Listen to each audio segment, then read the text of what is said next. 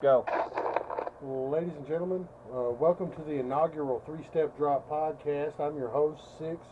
I'm here with Mr. J and Mark. How are y'all doing this evening? Doing fairly well so far tonight. I'm fine. It's been one of those weird months where no football and good basketball. I haven't had this since 1999. I said before somewhere else that this is the best basketball playoffs I've had in a while. So it's make me feel happy that there is no draft this week, and so I can finish watching this round and then watch the draft instead of trying to pick between which one I watch. Yeah, I can hear you on that. I've been watching a lot of basketball myself, and I'm not even really a basketball guy most of the time. I even made the inaugural blog post on the site about basketball, and that was not my intention. Yeah, I have a feeling we're going to be a lot about basketball in the next month. Well, there's a lot going on. You know, you got the Sterling situation, which I really want to steer clear of tonight. I'm not gonna. I'll be bringing that up later on the site myself. I'm not gonna touch that until the particulars come out. My main thing is right now in basketball, they're doing what the NFL has already done. They're getting parity finally. Yeah. I've been dreaming in basketball of parity. Baseball's somewhat there because the Yankees aren't winning every World Series that they go to, so that's a good thing. And yeah, the Red Sox are winning a bunch, but that's okay. They've had it due, but in basketball, it's always been whoever has the stars wins the championships. It's been that way outside of a couple rare exceptions in the last 30 years. True. 35 years since I was born. The last, as I said to people, last championship that was won by a team that did not have many All-Stars was the Supersonics of '79.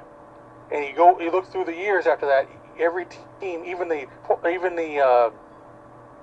Pistons had several All-Stars and future Hall of Famers. You had even the Pistons of 2000s. They won that one. That was the one lone exception of the team that shouldn't have won one but won one. Every team has multiple future Hall of Famers, and it pisses me off. The Dallas team that won, they had Dirk and what else? Oh, they had Jason Kidd, didn't they? They had a washed-up Jason Kidd. Yeah, but they had old Kid. Kid Well, wasn't as busy. But he's a Hall of Famer, though. But so I guess it does fit the counts. criteria. He does still fit the Hall of Fame. And they have Vince Carter, really who was still up almost in either. his prime. At the end of the career. So, yeah, Jason Kidd counts. You're right. And yeah, as much as I don't like Vince Carter, he's still going to be a Hall of Famer, right? Yeah, you can't deny that with Vince. Yeah, dude was unstoppable in his time. His time was kind of short. Well, anyway, by the way, to end that thought on Vince Carter, the Raptors did something that they hadn't done since Vince Carter was on the team. That's his winter road playoff game. So that's off their back. That's true. What we're going to get on tonight is we're going to discuss the NFL draft a little bit. All of us have a part of it that we want to talk about, and we're going to discuss a few players after a while. Who wants to go first? Me. Go for it. Yeah, excitement. That's what we're looking for.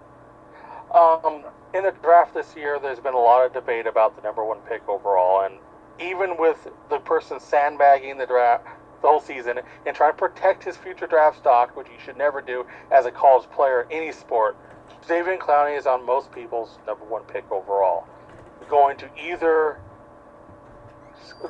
going to the Texans or to someone else via trade, with the Texans hopefully getting something in return for that pick. My whole point has been the number one pick overall since the draft has been changed in the way that they salary the players should always be a quarterback. Either that or an extremely powerful running back. And the reasoning behind that is those are the type of things you can build around, and it doesn't cripple your team if the guy gets injured for the rest of time. It's a 4-year contract. And if the guy proves to be great and seems to not want to resign, you can always flip him. Teams will be willing to do that. To get into that point, though, Houston has an average quarterback on their team. They do not have a quarterback for the future. Same thing can be said about the number 3 team, the Jacksonville Jaguars, and to me personally, the one in between them, St. How about that? St. Louis, whatever you want to call them. the Rams, they don't have a future quarterback, from my view. I think that no matter how much you want to say it, he's not the guy. Sam Bradford is okay on his. Yeah, he's okay. Exactly, he's okay. And they signed him to that long deal, which hamstrings them to being able to make a move. He's the last holdover of that. It's true. So I agree. He makes elite quarterback money, and he gives you average quarterback production. Again, he's just one of those quarterbacks. And to me, there's several of them in the league that are a good quarterback, but not worth the money that they're disposing of to just hold on to him. Exactly. But also, teams in the NFL to me, are scared to drop a quarterback, regardless how much they're invested into him, because in a lot of ways, especially for fans to me, and I apologize for cutting you off, kind of, but to me, that's that guy on the team that no matter good or bad. You kind of apologize. Both. Oh, I want to spark conversation. Go ahead. It's both, man. It's both. But to me, it's one of those things, that quarterback, good or bad or otherwise. I mean, even to me, don't get me wrong, I liked Tebow in college. I think, I still don't think he was completely lost cause in the NFL if he was put in the right system. Yep. But my thing is, Yeah, even with Tebow, I mean, teams will still sign Tim Tebow and never use him just so they can print the jersey that says Tebow on it to sell. I don't know. They had a chance to do that last year, and he spent the whole year out of the league. Yeah, they did, but that was the first time that's happened too. Well, he ain't been around too long, but I see your point. I mean, to me, that's that guy that everyone in that roster and everyone that comes in there wants to see. No matter what quarterback it is on that list, if you bring in a guy, he's supposed to be a big deal, even if you literally bring him in just to be the backup so that he can learn to maybe be the guy later. Let me piggyback on that. I was looking at the top 10 picks of the draft this year. Actually, I'll go as far as top 11 just to make it a fair statement. The top 11. Guess how many teams who have supposed definite quarterbacks? Like, you could go in and say this season that guy needs to be my starter. Let's see, we got 2. Yeah, four of the 11. The Bills are not going to give up on last year's first pick of theirs. Oh no, you didn't say, or is it a guy they're going to give up on? You asked if there was a guy that we know that's the guy. If they're not going to get Manziel or Barnes or Carr at 9. I see 4. He's not going to be there, so I'm not even going to make that statement. I'll just go realistically. Every other team, though, outside the Lions, the Bills, the Falcons, and if you want to make a statement for it, the Rams. I don't know. Every I would other say team Tennessee needs to be before looking I'd at say the quarterback. Rams, because Locker actually looked good last year before he got hurt. That ship sailed, dude. I would love. I'm from Seattle. I'm born and raised on Washington football. I have always stated every which way but loose, Locker should never have been a first round draft pick, because the guy has future talent but has never shown it. He has never shown me for a full season any level that he's worth being a number 1 draft pick. And when you have that type of quarterback, he is basically with the max production as a passer, what you're going to get out of Tim Tebow, minus the durability and the actual winning knowledge. Just being able to grit your way to a win. He can't do that. He's never going to lead your team to a playoff. I would say that Locker is not the most ponderous first-round pick that I've seen. Very true. But I'm looking at this, so I'm like going, Houston would be silly to pass up the number 1 pick unless they get a good trade for a quarterback. This is smoke and mirrors to me. Jadeveon Clowney has everything in my mind of a guy you don't want on your roster. He doesn't work hard when he's supposed to, and he thinks he's going to coast to being where he's supposed to be. Let the Rams pick him up, because they're going to be stupid enough not to pick a quarterback. Well, I don't know. I'm going to disagree with you on Clowney a little bit. He may not have the best work ethic, but I think him not wanting to do individual workouts with teams after, the one guy tore his ACL, and totally ruined his draft stock. I'm buying him not doing any individual workouts. Oh, I'm not even worried about the workouts. I'm not even talking about that. You're just talking about his work ethic in general that he's shown that you know about. Yeah. I mean, his last season in the college ranks, he basically came up and said, I'm here to finish this season because I have to. That's Well, all I can that was. see that line of thought. Yeah, but to me, in the same regard, I mean, to me, Johnny Manziel was very, very similar. And he almost didn't even get to play that season. And yet Johnny came back. He played well. He did to a degree, but not like he had been. It's not his fault. His team isn't that Well, great. and on that, I don't know. Again, I watched several games. Again, especially the games where he was on the bench, where he had opportunities, even though he was not playing, to, kind of rah-rah his team, get his team back into it, get his team back on its feet. And he spent his time sitting on the bench playing with a hat. I mean, to be fair, and this is the same thing they did with Chicago with Cutler. Because Cutler's a great quarterback, a not good, great quarterback, who's stuck in Chicago with shit management. Okay, let's just put it out there. You're looking at a guy who's a young man who has shown the will and determination through a full season, and then comes back next year and plays a pretty damn good season. No one argued last season he didn't deserve to be a Heisman finalist, meaning he was still playing at the level of being a guy who's considered one of the best players in football. I agree with you. Supposedly disinterested. He wasn't disinterested. He knew he wasn't playing for a championship. Well, the season before, he was playing for the love of it. Now he knows, okay, I'm going to come in here, I'm going to try my best, but I'm not a rah-rah guy. He isn't a rah-rah guy all the time. Yeah, but my problem is, with that, is as a quarterback, coming in early in the draft, round pick 1, 2, 3, 4, 5, 6, you're probably not going in the NFL to play for a championship. And if you're not immediately. And I mean, the thing is, if you can't show your team, you could. I'm not saying you can't. It's unlikely. And Houston and the Browns, he gets on those teams and he plays decently.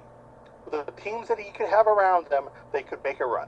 Again, if Houston's healthy, yeah, you're right. But again, I don't think Houston takes it. I think, again, because they're stubborn. They're going to be like Mario Williams all over again. And they're going to take either they're going to trade down. Straightforward. They're going to fuck over their team by drafting the wrong guy again. Because Mario Williams was good in the NFL. Great, even. But he wasn't what they needed. No. They needed an identity on offense. And they decided to go with the defense again and never made anyone in the playoffs. Meanwhile, Reggie Bush has injury prone or whatever he did. He still won a championship because he was able to have 2-3 seasons where he was good enough to change this prospect of what the team could do. When you have that as your dynamic on offense, you have a guy like that, it changes how teams have to play against you. As much as I love my Seahawks, if they had Flynn at quarterback, if they had anyone else at quarterback, the Seahawks would not have won a Super Bowl because you could plan for that. Someone like Manziel, you can't plan for fully because even when the play breaks down, there's a chance he can do something. And you have a player like that. Reggie Bush is the same way. If the play breaks down, can he still turn nothing into something? Yes. I agree with you to an extent, but the thing I have with Manziel is a problem that you don't have with Wilson, is that Manziel will get out and he'll make a big play for you, and he'll also break contain and make a big play for them too. Every He's quarterback turnover does that, prone, though. and I don't like it. I'm very similar. That's one of my biggest drawbacks to Manziel is he is turnaround pro because he's always looking for the big play. He doesn't like settling for the consistency. He likes flashy. Johnny Manziel, again, he will take a 3-step drop into a slant pass and turn it into him scrambling around for 30 seconds until he throws a 50-yard bomb. And I get that a lot, especially this year, a lot of that was horrible, horrible offensive line play. Oh, he had tons of pressure, and a lot of that was that. But even last year, when he didn't have as much offensive line trouble, he would still find himself doing that. And I think that's something that you have to watch out for in the NFL because him being the best athlete on the field is no longer even close to guaranteed once he hits the NFL. And I think really that's his biggest gopher in the NCAA is he's honestly one of the top 3 best athletes on the field at any given time, if not the best. And that's a dynamic that changes in the NFL greatly when you have linebackers that can run a 4-2, a 4-3. Oh God, yeah. I'll say this, and this is in possibly more in your realm where you say, what do you think Manziel would do against Seattle's defense? I've seen mobile quarterbacks against Seattle's defense be more successful. I say they're all good because they'd have. I'm not one talking of the about best mobile QB quarterbacks in ratings general. In history. I'm talking about a mobile quarterback who makes poor decisions.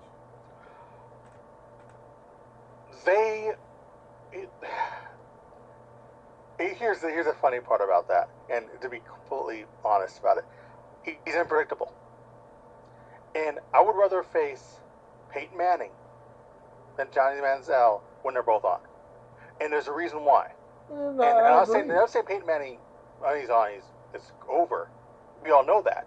But you know what he's going to do. He's going to drop back to pass. He's going to throw slant patterns. He's going to throw fades. He's going to throw back shoulder throws. But you can kind of prepare yourself for that. You can't prepare yourself for a guy who runs a 4.3 and can run, can get out of there. You can't prepare yourself for that. Doesn't matter how many ways you spy. 3 or 4 times, it makes up for it. Yeah, and even with Kaepernick screwing it up in the fourth quarter, he's the reason why the 49ers almost won that game. Well, because he ran for over 100 yards rushing against a great defense.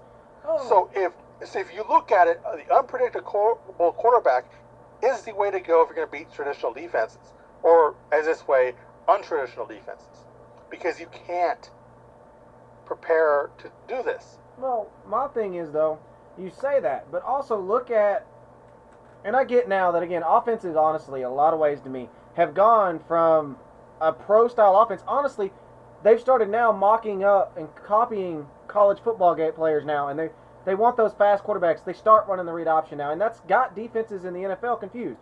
They stopped playing against that for so long that's got them tripping up. And yeah, a great athletic quarterback can make any play on the planet, in theory. But I mean, also, they said the same thing whenever Michael Vick came out. The exact same thing. No one's ever seen this speed at quarterback. No one's ever seen this combination of speed and arm strength at quarterback. And what's he done? Bad decisions. I mean, but what has he done? He's still one of the biggest threats out there. But what has he actually done?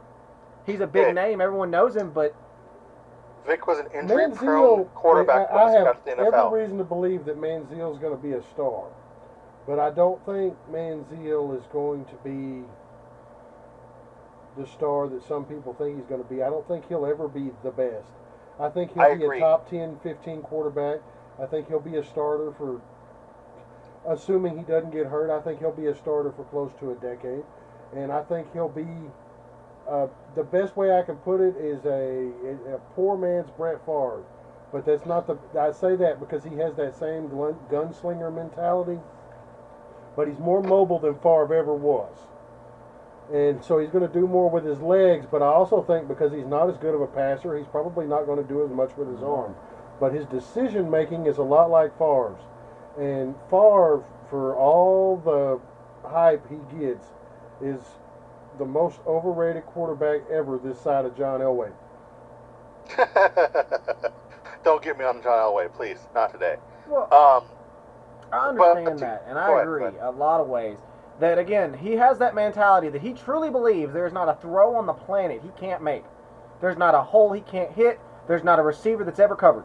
Unless the DB is literally holding on to him and he can't get through, he believes he can get the ball in there, and he probably thinks he can get it in there. But that's also going to lead to a ton of turnovers and him getting baited a lot in the NFL. Okay, I agree with a lot of what you're saying, but we're not talking about teams in the draft here that have long winning traditions that have a chance to pick him up. Let me tell you about the teams that could pick him up. The number of championships they've won the last 15 years. Okay? This is going to be fun. Bear with me.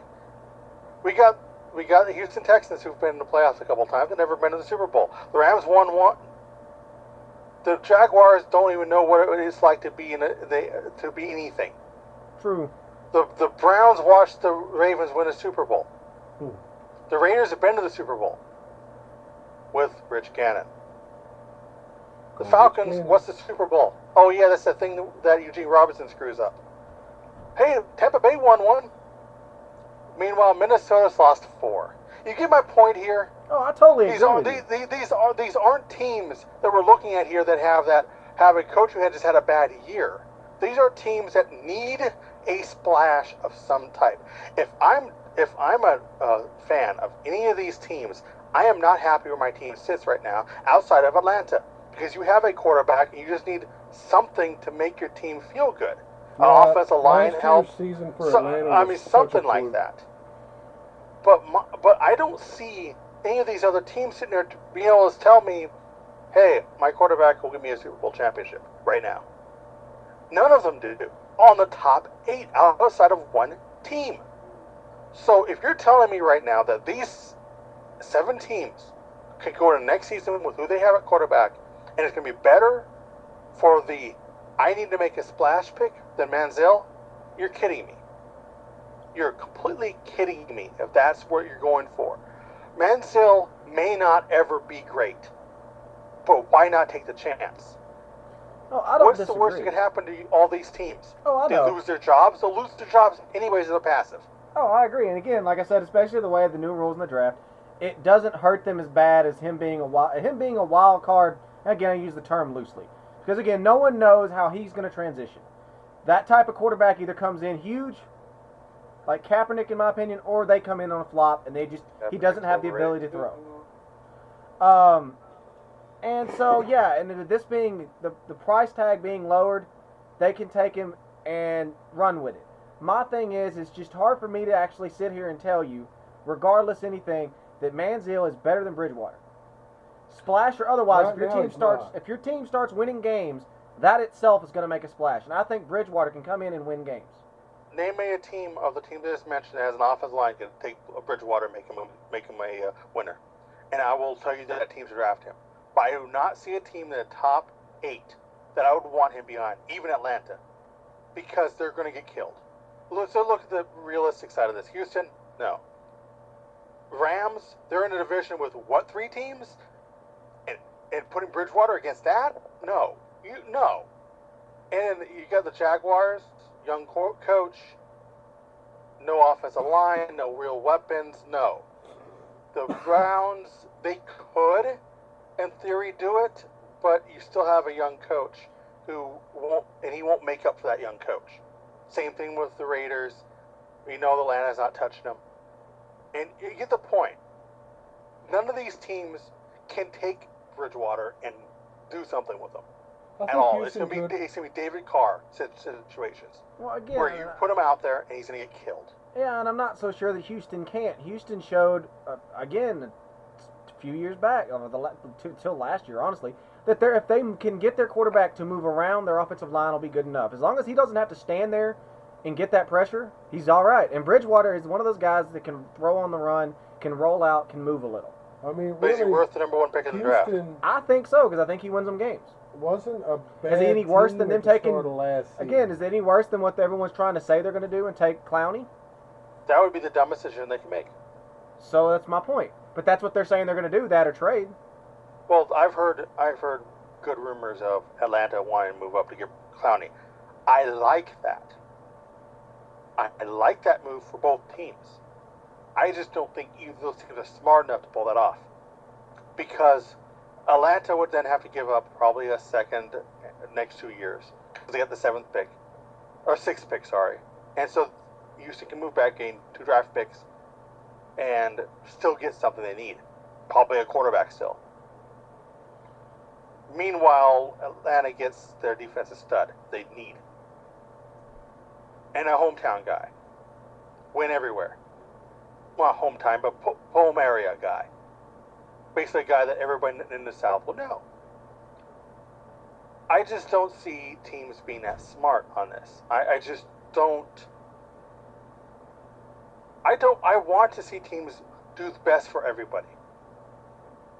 For once. Not to be greedy. They're getting greedy with a lot of these projections. Teams are going, listen, we could have a defensive guy to go with this guy, and we can have a great defense. Meanwhile, your offense will score 10 points a game. Which one do you want? Do you want a team that can make up for itself if they have a bad game, or a team that's going to be like last year where you'll win 5 games at the most? Which one do you want? My thing with Houston is that if they were to go quarterback, I think they could take Teddy Bridgewater, and I think they could win 10 games. Before last season, when Matt Schaub started throwing more touchdowns to the other team than his team, yeah, they won 10 or more games 3 years in a row.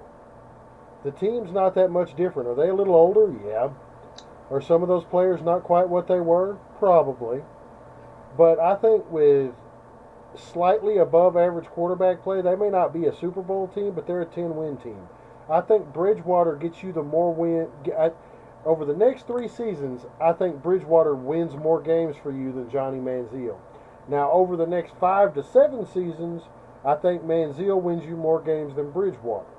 But short term, Bridgewater's the better player. Long which term, quarterback do you think is Manziel better has a for a young much higher quarterback? ceiling. Or which quarterback do you think is better for a young coach? Which quarterback do you think is better for a young coach? Because you're looking at. I think Bridgewater's a better The only quarterback team for a that young doesn't have a coach. young coach I is think Tampa Bay. Bridgewater would be the better choice I agree. because he's more fundamentally sound. You don't want to have, if you're a young coach, you don't want to have to totally get your quarterback You don't want with to all rein the him in. fundamentals and all like that. You got a guy who's pretty much set, and all he has to do is learn your offense. You can still grow together.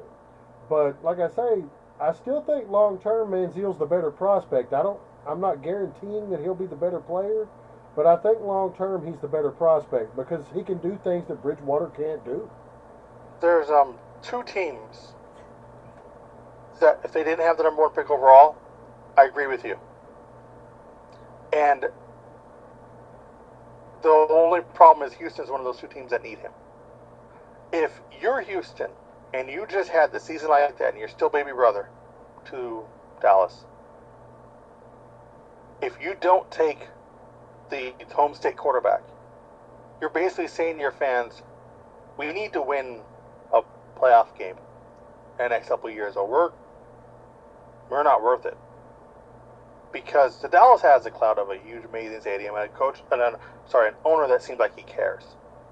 I do not see that in Houston, to be honest. Well, I'm going to tell you, Houston was in the same situation when they took Mario Williams, and there was a big uproar about Vince Young, and anybody who knows me knows that Vince is possibly my favorite football player ever.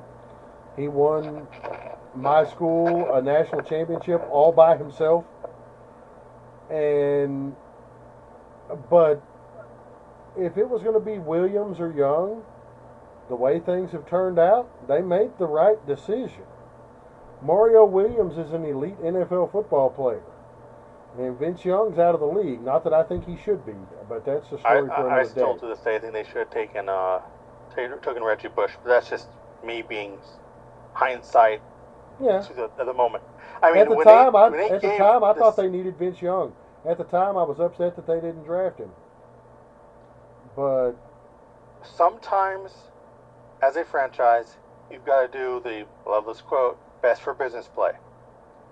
And if you move back, like I want them to, and talk to like Atlanta and go, listen, this guy's basically a hometown guy. Not necessarily hometown, but you know what I mean. He's from your area.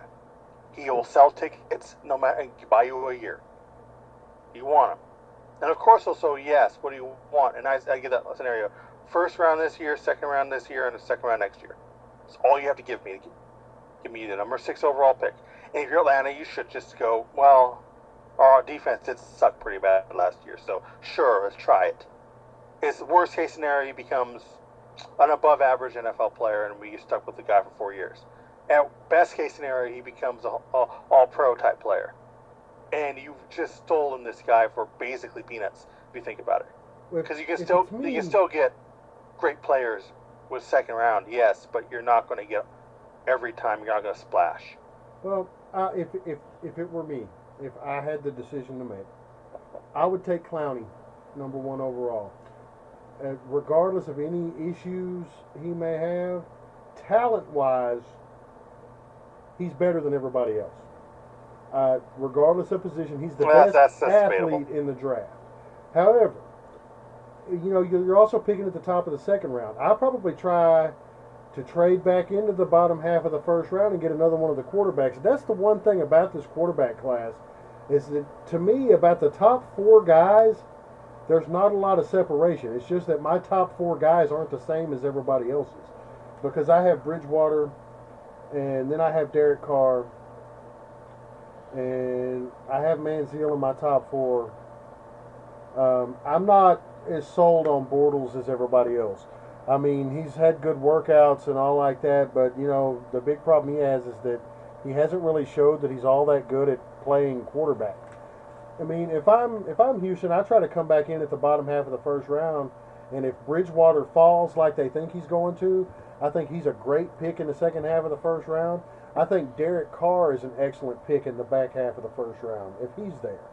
And Carr I think won't be in either the late one of them half. can help you as much as Manziel could, and then you have a potential generational defensive player, and you've got pretty much the same production at quarterback, maybe with a little bit different ceiling. That's just how I see it. It's very interesting. It really is. If you're Atlanta, 3 years ago, Atlanta in a situation would be happy. They're sixth pick overall. They got a great quarterback. They got a decent team. They need a running back. They need a couple things, but they're fine. And they could move up or move down. They should be thinking about moving down, honestly. If they don't get the number one pick, you go backwards. Let someone get their quarterback. You stockpile picks and use your war room like it's supposed to be.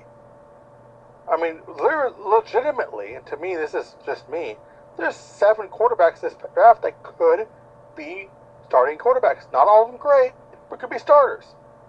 I mean, I'm looking through this list, I'm like going, okay, this isn't that bad. I'm going to go through my top 7, and no one believes me on this one all the way through, but I think you got, of course, Blake Bortles, Johnny Manziel, Teddy Bridgewater, Derek Carr, the top 4.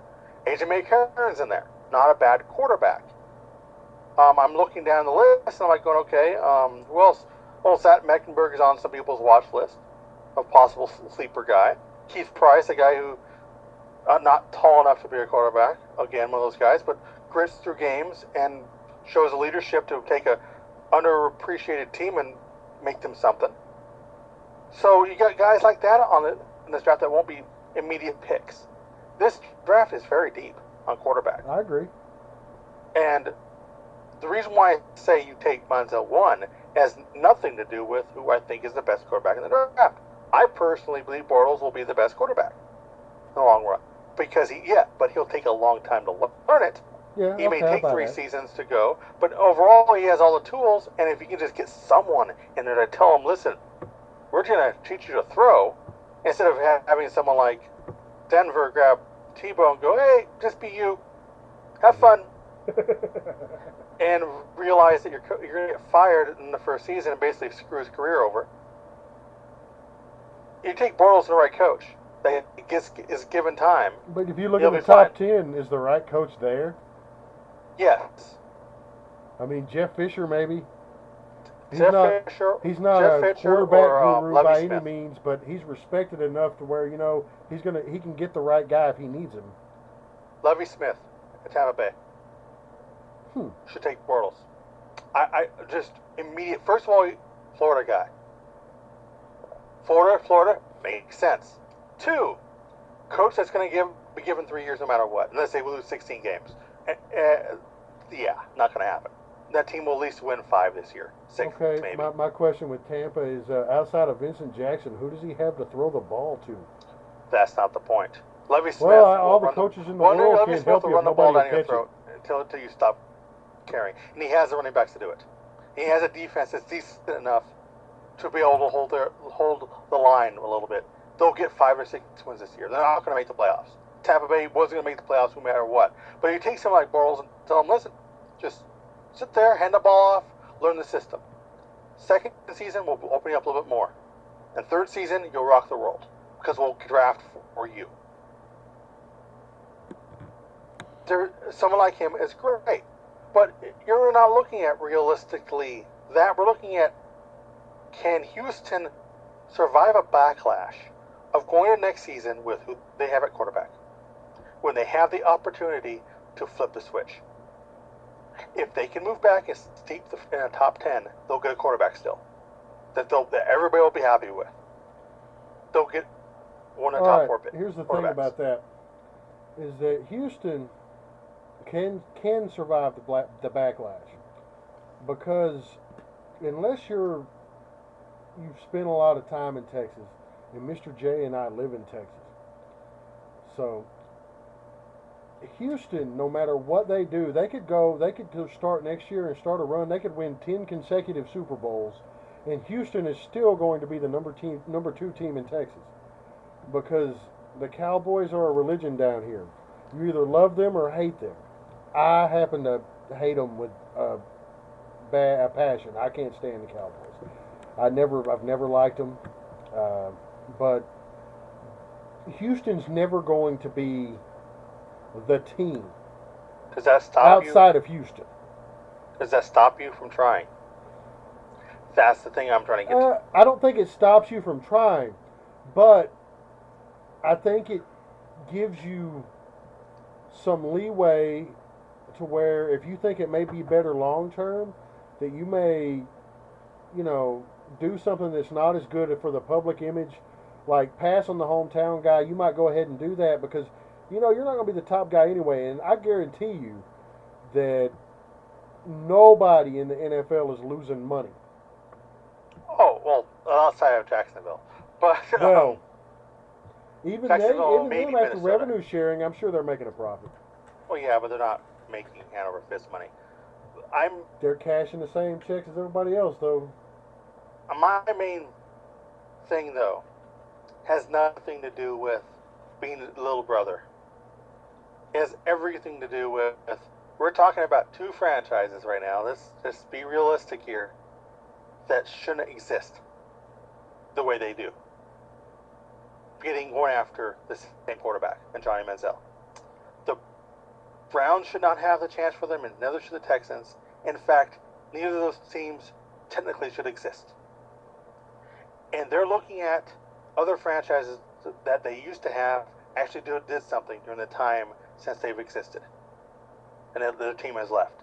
Both Houston and Cleveland are still peaking from the first part of the draft. While, yes, right now the Texans are a little funked. But realistically, they had one of the better quarterbacks of his generation go through and be really good and go to a Super Bowl. And the Browns have watched their old team win 2 Super Bowls since they've moved. And both these franchises are right now living with fan bases that are so disenfranchised with how their team's being ran that they have to be thinking about that. And if you go after Clowney, and number one, with how they've been treated the last 15 years, or 10 for 12 for Houston, you've got to be kidding me. Because I don't care if he's the next coming of Lawrence Taylor or Reggie White. You don't know that today, and his attitude has shown that he doesn't care if he's not making money for it. Which means he is not playing the game of football with the same passion as you want him to in the college ranks. You don't want that type of guy on a team that's still trying to get their footing. I'd rather take a guy who, yeah, he can bottom out, but for 2 or 3 seasons, he's going to sell tickets, he's going to make me be on national TV and become a brand. If I don't take that and stop becoming laughingstocks to the rest of the league, what are you going to do? I mean, realistically, if the Browns don't take him, which they will, if Manziel falls to 4, he's gone. And if they don't take him, they're stupid. Manziel may not want to play for them, but he won't scoff at it. Because they go, well, it's cold, but I could be a savior, and that's bigger than anything else in the world. And he'd take the challenge. Because he'd be like one of those things, I could be the greatest Brown since Jim Brown. Awesome. That says something. If Johnny Manziel goes to Houston, he could be the greatest player in the team's history by just playing for 5 seasons and surviving and making it to a Super Bowl. Not even just like winning it, just making it close to one even. I don't know about greatest player in franchise history. Andre Johnson's pretty good. Come on. I mean, unless your team is the 49ers, no way should a wide receiver be the best player of all time. Oh, I'm a Seahawks fan. Fuck. I mean, I don't but know. That's not the point here. I don't know. My thing is, again, I agree with You're a 6. Seahawks fan. Best player of all time, Steve Largent. Yeah. I mean, I know. I'm with 6 on this. I mean, by all means, there's no way that Andre Johnson does not hit that list, at least. And, I mean, that's kind of my thing with Houston. Yes, they have offensive line woes, but, again, if they can get someone, and, again, I'm not saying that Manziel can't fit there. I'm not even saying that for business, he's not the best choice. Because, by all means, anybody in the top 10 for business, money revenue-wise, Johnny Manziel is the best player you can get because he's going to make you more money than anybody else. Just the way he's coming out. He should make you more money than anyone else on that list. Arguably, of course. But I'm saying, on a football standpoint, I'm not so sure that he is the best place to put in Houston because, again, I don't know that it helps his career to be in Houston. Got a point. Because, again, no offensive linemen, he's going to get beat up too. I agree. There is one wild card in this whole top four, and that is St. Louis.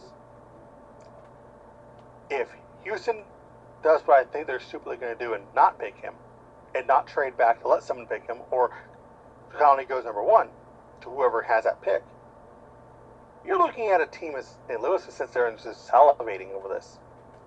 They're not going to pick anything but an offensive lineman. Everybody has it. They need offensive line help. Help them, please. Okay, I get that. Yay. If you're St. Louis, you know right behind you is Jacksonville needs a quarterback. And behind them, another team needs a quarterback, and another team needs... You get the picture. They're seeing a spot at number two where they are, although I think they shouldn't be, they're happy with their quarterback situation. So, who wants this pick? We remember this from some other draft a couple years ago. Yeah. And Washington has done completely fine with how that happened, selling tickets and not making it past the first round of the playoffs yet. If you're Houston, your downside is Washington. Your upside is Seattle. Which one do you want to take a defensive guy that on a defense is already pretty good, or go for the type of guy who can change the course of your franchise?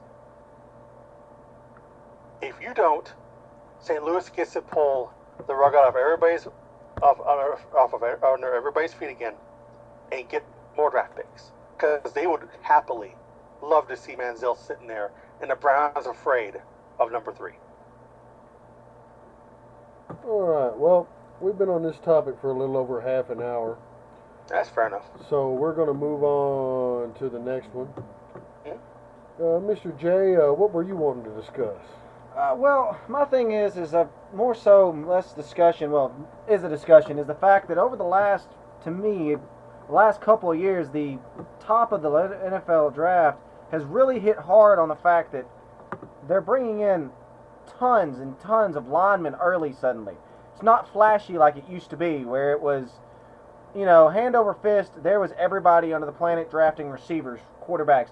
Anybody that could run fast or was athletic got picked up. Suddenly now, teams are much more into picking up that offensive lineman, filling up their offensive and defensive lines. Less flashy guys, more, guys that win the game, as it were. Giving themselves the solid front so that they can grind out a ball game.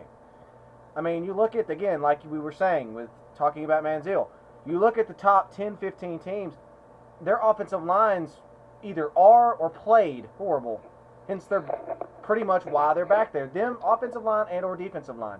And you're looking at the top picks, and just in the top 10, there's 1, 2, 3, 4, 5 offensive and defensive linemen just straight up saying in most mock drafts they're going to get picked up in the top 10. Mm-hmm. And this is kind of been progressive, but that's according to certain people, especially your less hardcore fan that, again, is looking at the bank, as it were, not their team winning games. They would say that this is an odd thing to see in the draft because, again, Greg Robinson, for instance, no one's going to remember his name once he's on the field. I mean, he's an offensive lineman. Don't get me wrong, yes, you need good ones. I don't know, man.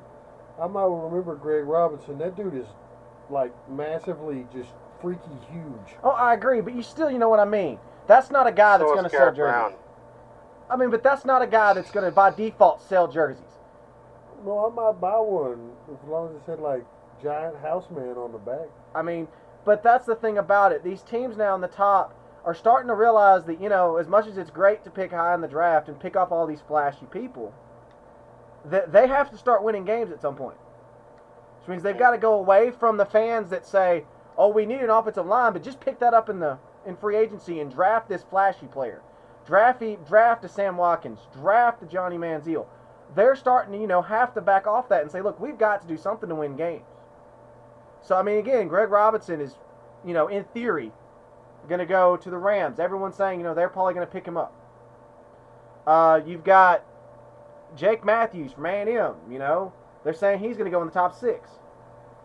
And, you know, and that's the thing about it you really got to look at is that these offensive linemen and even defensive linemen, again, Clowney, a couple other defensive linemen, they're hitting that board and they're coming off early. And these are people, don't get me wrong, I get it. Clowney is a beast, a sack machine, whatever. But still, bottom line is he's going to spend the majority of his game locked up on another guy doing nothing but letting those linebackers and safety scrape over the top. I mean, I get he's an exception to the rule with Clowney because, again, Clowney is more of a rusher than he is. All right, I got a question because you kind of got me reeling here. Do you think this is a good thing or a bad thing? I think for the team standpoints, it's a good thing. I think for a lot of fans, they probably think it's a bad thing because, again, their team's not getting the Johnny Manziels. I'll maybe chime in for a second. I can give a possible reason why this has happened. In the 80s, there was a string of really good defensive linemen that came through the league that just Mark Gastineau. No. defensive players that made people wish they would. In hindsight, this guy should have went number 1. Same thing with the offensive linemen. Then we're going to have a string of bad decisions that happen. Tony Mandrich, Courtney Brown, Wendell Bryant, Steve Edman. People like that who had credentials in college. Of course, we also can bring up one other guy I refuse to mention. That was the Seahawk. But these guys are all mentioned as future stars in the league. None of them panned out. And it started going back to, we need a quarterback because it was always a quarterback thing. It's always been quarterback first league, and that should be. But when you have all these linemen taken and you have a bunch of busts, it starts bringing down the list. Well, and what you have happened in late 2000s, late 90s to early 2000s, is a bunch of offensive linemen pan out. A bunch of defensive linemen pan out that actually were pretty good, or at least for a little while, were good enough to warrant their pick. And so now, even with now, but you had to pay them big money still. So which one were you going to pay for the big money? The big fat guy who you don't know how long he's going to last because he's in the trenches, or the quarterback? Still stay to the quarterback. Then the new system came in with the money going downward. You would think this makes quarterbacks an automatic number 1 pick because they don't pan out, you can chuck them. No, it makes running backs obsolete because now you don't have to pay them the money, and it makes linemen the draft craze because now you don't have to pay them the money, and they don't pan out. They don't hurt your team at all. You can still go later in the draft and grab the experimental quarterbacks or the speed guys that you need to develop. Well, this whole league has also changed you've got to because look at the fact that if you draft an offensive lineman, say you draft, and it's not going to happen this year, but say you draft, your choices are you have your 2 top players, you have them rated side by side. You got a quarterback and an offensive tackle, a left tackle rated as your top 2 prospects, and they're dead heat. The offensive tackle is the safer pick because even a bust as an offensive lineman generally ends up being at least serviceable. Mandrich was. Even though he left the league for a while, is useless. Yeah, if you have a horrible quarterback, you have Jamarcus Russell. You have a horrible lineman, Tony Mandrich at least came back to the Colts and had a respectful couple seasons with them. There's a big difference there. You can't take Jamarcus Russell, put him on a team and think him to be decent. He's not going to happen. Had you taken Jamarcus Russell and made him an offensive lineman, you might have had something.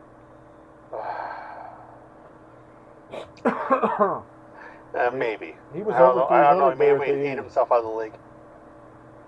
Well, I mean, but like I said, my thing is I understand that it becomes a good idea to take those linemen, but to me, it really shows, as much as it's been affected since they've done this whole price drop thing, where they're not paying these guys $40 million out of college to come play sports when they have no clue if they can actually play at the professional level or not. To me, it really shows that they want to, more so than just make money, to have a successful team. Because again, when I played in high school, I was a lineman, moved to linebacker. So I'm really a big front seven kind of guy. As much as I totally agree the team is built around a quarterback, I feel like, again, the trenches are where it's going to matter. Always felt that way.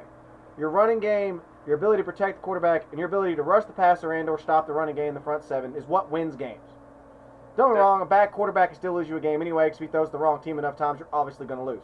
Again, the Ravens won a Super Bowl with Trent Dilfer. Yeah, and a running game. No, just a defense.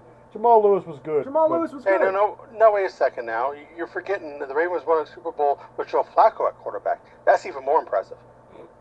No. I mean, that's my thing. The Ravens have been a consistent team that they build a defense and a strong line with a decent back, and they hope their quarterback doesn't screw it up. Well, I mean, as much their as defense Flacco got is a old. big name nowadays and everyone knows his name, I'm not going to say that Flacco will ever be one of the great quarterbacks in the league. He won't. Elite. But not even close. But he's going to be good enough, obviously, to get them where they're going because of the way they build their team. But that's also the way their team is built. They have a mentality about that team. You know what you're getting into when you walk on the field with those guys. It's a fight every game. They don't beat you flashy. They beat you with a fight. They're just stronger than you. They have won it more than you, and they beat you down and take it. Yeah, I'm gonna piggyback off this question about that on the flashy guy. If you were picking quarterbacks in pack history and looking at where you could pick an offensive lineman or defense lineman over them, we got people like Terry Bradshaw, who was a good quarterback, not great. Eli Manning, who went where he went, we shouldn't have. Stuff like that. And One yes, thing, Eli I don't Manning have a was lot one of good a to number say of about Super Eli Bowls. Manning. He's only responsible for one of them, and that was only because he got them to the playoffs, not because he brought the team to the playoffs. The point here is those teams could have won without those guys at quarterback because they drafted the line and the defense first, and they did it right. Every Yeah, team now has finally think gotten drilled in their head after 50 years of this. You don't draft quarterbacks with a good blah not available. Houston has everything in peace. They need a quarterback. So they're going to do the grab a defensive end. What? That doesn't make sense. Well, yeah, we need a defensive end. No. And you look at these teams, all these teams are looking at grab linemen. They're trying to build a winner, being safe with the winner, but not trying to put tickets in the seats because they don't think they need tickets. The problem is the NFL has an image right now to where more and more games are getting blacked out for these teams that aren't making the playoffs because people can sit at home with their backers and go, who cares? I spent $150 to not watch this shitty game and park for $100 a season and buy hot dogs at $10 a piece and a beer that's warm for $10. Instead, I'll buy a 6-pack for $5. Sure, maybe Pabst, but it's at least a 6-pack. I can buy a pack of hot dogs for $2. I can park in my living room and watch every game I want to watch. And if my team sucks, I don't have to pay attention to it. Very, and very the NFL true. is starting to realize that they need to itch these teams onto grabbing the quarterback, grabbing the flashy guys, because that will put people who want to migrate back to the stadium to say, I was there when this happened. Nothing will ever change that. To wanting to be there when a baseball player does this great moment or a basketball player has this great last second shot is always there. But in NFL, you can sit there on your package and go, dude, this happened in this game, and then I flipped it over and this happened in this other game at the same time. You can't have that in your stadium unless it's a flashy guy that makes you want to be that guy deep down. And you watch him on the field, and every moment he's on the field, you go, this could happen, and I have to be here for this. And as long as the NFL is playing it right, and within the rules of the game, or the way they still are, and that's why they're changing the rules and trying to make it as flashy as they can, so that people want to be there. It isn't about, say, protecting the quarterbacks, it's about protecting the stadiums. Well, I agree with you on that, but I also don't agree. My thing is, I've been a big advocate of the fact that I prefer a game. I don't know. I prefer a fundamental game, not a flashy game. I like to watch a game that's close. I like to watch a defensive battle, and you don't see those anymore because, well, you can't even cover the guy. Half the time you're within 5 feet of him when the ball's in the air, that's a pass interference penalty because you could have touched him. To me, that's ridiculous. I understand trying to fill seats, but I don't get the concept of making it to a point to where all the game is 24/7 is offense. Why don't you just turn the game into putting him on the one, seeing how far he can throw it in one play, and if he can get it at the end zone, that's a touchdown. Back in my day, we didn't play this here weenie football. We lined up 11 on 11, and we got them. We had one man against the next man, and the man who won the battle won the war. Do you realize that the most famous plays in NFL history, most of them are either fluky or done by wide receivers or Oh, I totally understand that. I'm not quarterbacks, arguing. and that is where the fundamental rightness. Yeah, but when I every decided that single right play word. looks that way, is it even special anymore? I mean, Yes. when there's 10 of those a Yes. game, is it even special anymore? Yes, and let me tell you why. Because you and I and 90% of the people that will listen to this ever will never have felt that moment where you were better than the man across from you, so much so that you can sit there and say, I got a paycheck for this. For any reason. But by watching these faster people that of different walks of life, all wearing this armor like a gladiator from Rome, going out there and running into each other and trying their best to take basically a rock and, or let's just call it what it is, a piece of fruit, and trying to get home, the other end zone, without it being dropped, is some of the most fundamentally awesome things you can see. I understand that, but as a defensive guy, it's no longer, you can't even hit him anymore. Again, you can't knock the ball away because you can't hit him anymore. You go in and hit him hard, that's a flag. NFL almost didn't happen. It took the president to step in for football to progress back in the early 1900s. Do you want that to happen now? People are getting faster and stronger because medicine and genetics is getting faster and stronger. Well, And again, I understand that, but when it comes you to a want point people that you dying can't on the field tackle, or getting disability injuries no, every I want play? a guy to be able to tackle another guy without a flag being thrown. I understand illegal hits. I understand. Make it like hockey then. That's what I do. Say, No. make it, if you leave your feet on a tackle, it's a penalty. Again, that would make sense to me. If you're hitting helmet to helmet, I understand. But to me, some of these shots they're calling illegal aren't illegal shots. I've seen good form tackles that they show films of to their players now. This is what you do. And they still say, this right here is wrong. You just hit him illegally because your helmet hit him in the chest, then went up to his face mask because you wrapped up and we're lifted. now arguing about poor officiating, and that has absolutely nothing to do with what But I want to anyway, I mean, Well, let me just say one thing on that. It should make all penalties of more than 10 yards reviewable. That ends that. That means that if someone gets flagged for a helmet-to-helmet hit, and you look at the replay, you see no helmet-to-helmet hit, throw the challenge flag and say that penalty is wrong. And since they only get 2 of them a game, it will actually make them get used, and so you go look at the review and go, oh crap, that's a legal hit. Penalty is taken away, play stands is called. There. It ends that argument. NFL doesn't want to do that because it makes the referees look bad. No, it makes the referees look good because they'll look at their own thing and go, oh shit, I made a mistake. I'll fix it. Here, I'll fix it. Sorry, guys. Play on. well, yeah, and again, that makes sense to me too. But again, I just find it that the game they're trying so hard to make this flashy that they're not allowing you to watch football anymore. You're just watching big plays. But anyway, back on subject.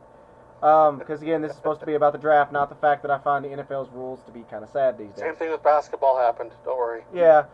But like I was saying, though, again, I strongly believe that, I think teams are starting to adjust and realize that they need to build that fundamental block, that offensive line, that defensive line, before they start getting flashy so that they can be flashy, as it were.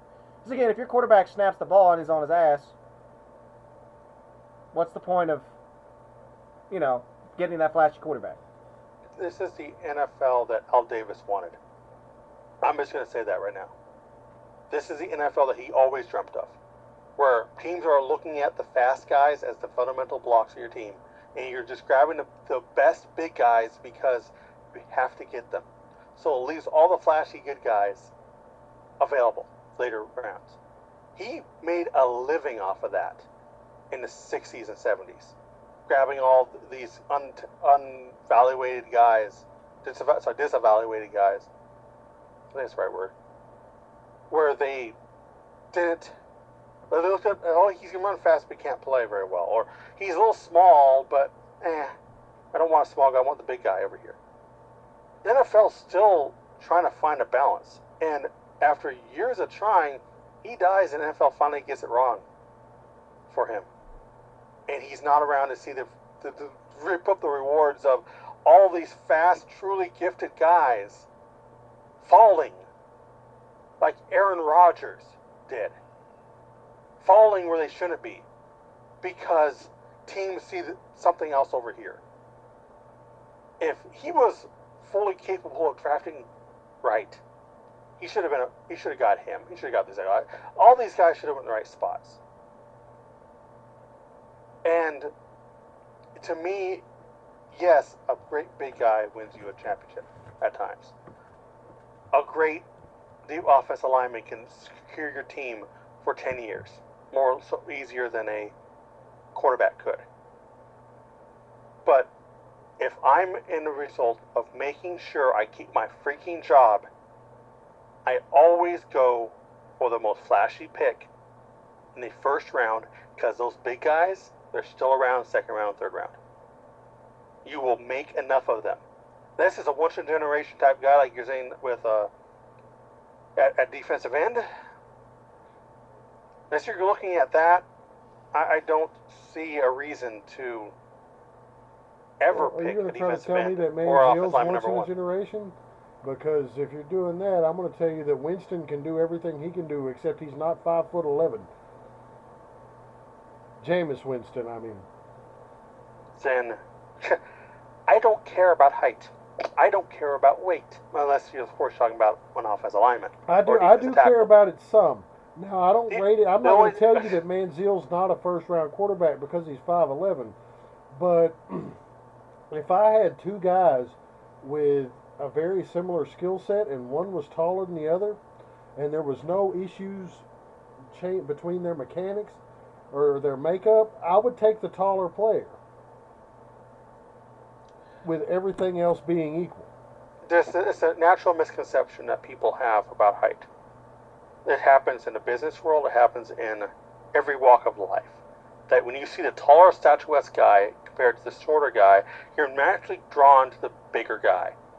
No, I'm not saying that I would disregard it if the small guy was better. I said that if everything else is equal, why not have the person who has one more tool that the other guy doesn't have? Okay. Let's just call it like it is. It doesn't matter which one's better. For eye test is eye test. Russell Wilson fell in the draft because he wasn't tall enough. Oh yeah, I thought he should have been a first-round pick. That was just stupid. I mean, Seattle could have got him in the second round. They said, no one's picking this guy. We can back another round and save money and grab a middle linebacker instead, which was the smart pick because they got a middle linebacker for the next 10 years instead. My point here has nothing to do with that on the big guy syndrome. My point is people are fascinated in office workspace with the big, tall guy who can speak. In football, they're fascinated with the big, tall guy who's kind of intelligent and doesn't make mistakes. And I've always laughed at that because with the people I've worked in the food industry, the pretty boy who can get phone numbers left and right, 90% of the time will cause your company a lawsuit because he takes it too far one time or won't show up to work on time, is not reliable. When you have a guy who's shown those qualities in Clowney, who isn't reliable anymore, yet you're going to give him a pass because he's all the physical tools, you're falling into that trap. Because when push comes to shove, he has never shown me he's the type of guy who, hey, do the right thing. No, I'll do what's good for me. All right, we're as much as you hate Manziel for certain type of things he may have tried to do, he was always there for his teammates. He never wanted to jeopardize them. The rules of the NCAA. Oh. When you look at the Manziel situation and how he's shorter than most quarterbacks, and he's had this one issue with signing a contract, signing some autographs to make money, even though he does need the money, but this is beside the point. You're looking at people trying to control one thing. He isn't a bad character guy. He's just a wild guy. He's never shown me he's not willing to practice with his teammates. He's not willing to go above beyond to try to be a teammate. Yes, he may be disinterested at time, aren't we all? We've all had those moments where things aren't going my way. I'm going to sit here and disassociate myself with the situation, not pay attention and try to get in my own world, maybe playing with a hat or something, but I'm just sitting there trying to get my mind off of what's going on and clear my head. When it comes to Clowney, he basically openly said, I'm not ready to play football, even though I'm ready to play football. Because I'm worried about getting injured. And whenever you have a player, I hear he's worried about getting injured, I don't want him on my team. Because that's going to come back at a later date.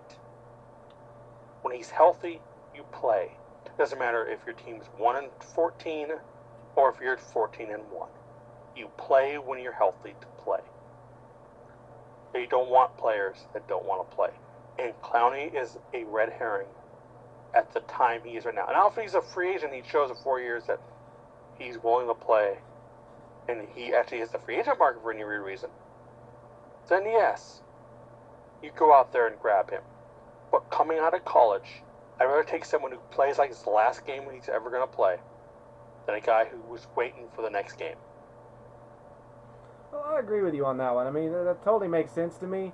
But also, to a degree, at least with Clowney, and don't get me wrong, I still say that that's a bad thing. Being afraid to get hurt, not wanting to play to your peak ability because you're scared it's going to get you injured, I totally understand. But at least he is willing to admit that that's a problem for him. That's something that's there that could make someone that does pick him up know at least where to start with working on it. My thing about a quarterback that shows disinterest in the game is, to me, that's that one position on the field that nobody ever expects to show a disinterest in football. That guy should live, eat, breathe football 24/7. Even in his sleep, that's what should he be dreaming about as far as what the fan sees about a player like that. I'm going to go off a little bit on something one of my favorite movies right now is the movie Rush by Ron Howard from last year. Talks about it has the thing about between the two different types of athlete who lives, dies, and breathes the sport and wants to succeed because he can get women and all that. The other who understands the risk and reward, and once the lights turn off, he's no longer talking about that sport. He's going to become a family man. He's going to do that. There's such a weird dynamic with two types of athletes like that. There's like Joe Montana. Yeah, he'd go out and have a good time, but once he's away from the guys, he never heard about him making extra practices and all that stuff. He always was about being himself. Yeah, he was respected as one of the greatest quarterbacks of all time.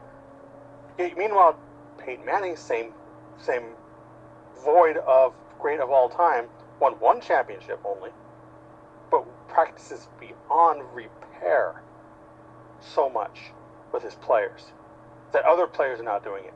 So even if they're not the greatest players of all time, they're trying to be greater than them because practice makes perfect. But no one ever talks about these guys as that type of level. As long as when you're on the sideline, you look like you're living and dying the game, but you don't care. As long as a guy isn't trying to disrupt his team on the sideline, I care less what he's doing on that sideline. He could be sitting doing a crossword puzzle. As long as he listens to his coaches, I want him on the field. And if you have a player who goes above and beyond to not show disrespect to your teammates of what they put on the line, when 75 and 80% of the guys on your roster at South Carolina will never have a chance to play in the NFL, even if they play to the peak potential. And the other 20% of those, most of those 20% won't live up to that potential. Why would you take from these guys a chance to play with you and have a chance to learn from you and a chance to be something for one day? Because you're afraid of some money you may make.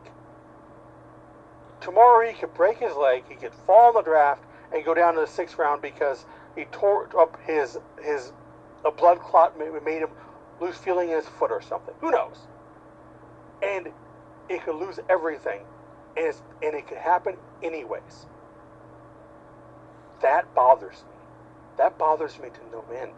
To have a player like that, and to have him on a number 1 pick in the draft, is disheartening to every player that he ever played with. Oh, like I said, I agree. We've kind of blocked 6 out for a while, so I imagine we should let him say something. Oh, my only thing is that this topic has dragged on way too long. Oh, fine. Be that way. Okay, well. Especially since we're not even on the topic we started discussing. Well, We're still on the first topic. We had the first topic that ran on long, and then we went to the second topic, which turned back into the first topic, which continued to run on long. Well, move to your topic. We're still So talking about the draft.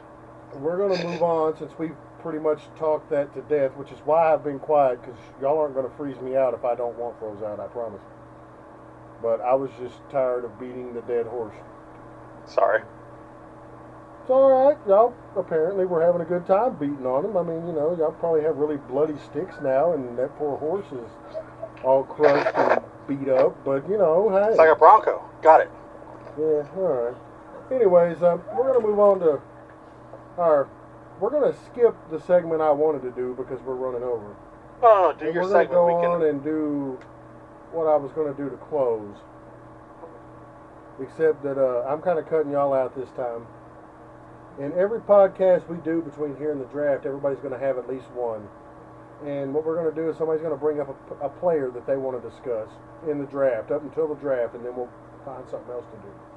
But the player I wanted to discuss this evening is Dante Moncrief, wide receiver out of Ole Miss. Not graded as a first-round pick in most circles. Most people see him as a mid-second, early third-rounder. Good size, good speed, but he doesn't have elite size or elite speed. Thing is, I watched him play quite a bit when he was in school. I don't know why, but I've had an interest in Ole Miss football the past couple of years. I don't know. Morbid curiosity, I guess. I found myself rooting for them when they were playing everybody but Texas. Anyways, Moncrief, like I said, good size, good speed. A lot of people say mid-second, early third round. I think he's going to be a good football player. He was productive at the college level, seemed to run routes well, got separation from defenders. And all in all, he was a pretty good football player at that level.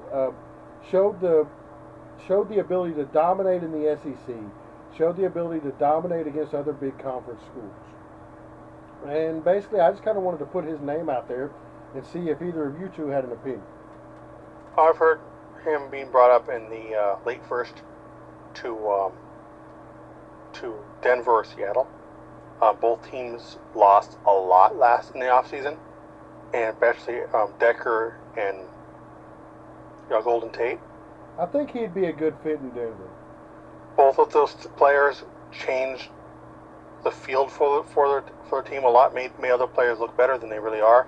I think, especially in Denver with Julius Thomas, I think it made him look a lot better when he had another guy on the other side of the field, or on the same side, I guess, that people had to pay attention to, because he'd play on the same side with him, and he'd have the other Thomas on the other side with Welker, so you couldn't really obtain. Now you can focus on one side unless you move him to the other side and have Welker on the other side, which would make Welker double-teamed, which never helps him. So, someone like him in Denver makes sense. It fills the need, even though I still think they should go running back first. Whoever first pick they take. They grab a running back. My thing on this is that, you could pretty much pick any receiver in that top third of the receivers and put him in Denver, and it's going to be a good fit for him. For at least a year. Peyton Manning makes the players around him better. Yes. And that's just a fact. I mean, yeah, they got embarrassed in the Super Bowl, but 9 times out of 10, when you line up with Peyton Manning, he's going to make you better. If you're a receiver or a running back, or if you play offense, period, Peyton Manning makes you better. And yeah, Moncrief going to Denver at the end of the first round, I think that would be a great fit. I think going to Seattle would be a good fit too. I think that they showed last year that I think it was Doug Baldwin. Yes. It don't necessarily have to be the most heralded guy, but when they needed him, he was coached up, and they got production out of him. And think about what they'd get out of a guy, who I'm not knocking Baldwin in any way, but Moncrief's more talented than he is. A lot of people. He has more physical ability to play football than Doug Baldwin does. In my opinion, and it could, and talent does not always translate to better play. So I'm not saying he's a better player than Baldwin. I'm saying he has more physical gifts than Baldwin. Just to make that clear. And I think Seattle's a good fit too. I mean, they don't throw the ball a whole lot. They're not going to toss it around like Denver does, but they're effective when they throw it. And as it was obvious in the Super Bowl, Seattle's a very well coached, disciplined team. I think Seattle right now is a good fit for almost any young player that doesn't play quarterback. And the only reason it's not good for a young quarterback is that you're just not going to play. Yeah. Mr. J, you have anything on this? Well, again, I've watched Moncrief through college, and he's a great player. Again, hands down, I believe when he comes in the league, he's going to make an impact. I have seen few receivers better than him, and honestly, I do think that his draft stock is a little low. I think, again, like y'all said, that he would be a good fit there. Of course, again, I don't know that there's a receiver that can't go into Denver and produce just because of who their quarterback is, at least for a year. Lie, I think I could go to Denver and catch 50 passes. Assuming you can wrap your hand around the ball and hold on to it, that man will make you look like an all-star regardless what you are. But I really think that he by himself is a great player and can make some things happen with or whomever picks him up. I agree. Well, guys, I appreciate it. I've had a great time talking to y'all tonight, and we're probably going to do it again here in a couple of days. I'm assuming that y'all plan to do this regularly with me, and I'm not going to be stuck doing it by myself. Maybe. I might just record instead. I don't know. But yeah, probably. If you hear a loud smacking noise, folks, that's me hitting him. And if you hear it, that means I hit him hard. Anyways, I hope both of y'all have a great evening. And anybody else have any closing remarks they want to say before I sign us off? Yeah, I have one. Hope you all enjoyed this little spiels we had. I kind of had time to went a little too long-winded, and I'll try to wheel that in a later date. But I think that this draft has the possibility of being a very fun one. We will talk probably about the length of the time they want to make the draft happen now. This kind of scares me. And I kind of... We'll get to that, put it that way. But we'll be back. It should be fun. Mr. J, you got anything? All right, guys. Remember, our podcast is just a part of what we do.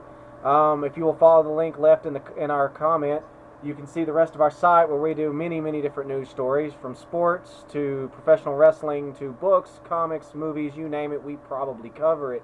Again, we'll leave the name and title of our webpage on the bottom so that you can click over and take a look. All right, guys, that's going to wrap up the first edition of the Three Step Top podcast. I'd like to thank Mark and Mr. J for being here. And we hope you come back and listen to us here in a couple of days when we do the Clowny Manziel free edition of the Three Step Drop podcast. Y'all have a good one.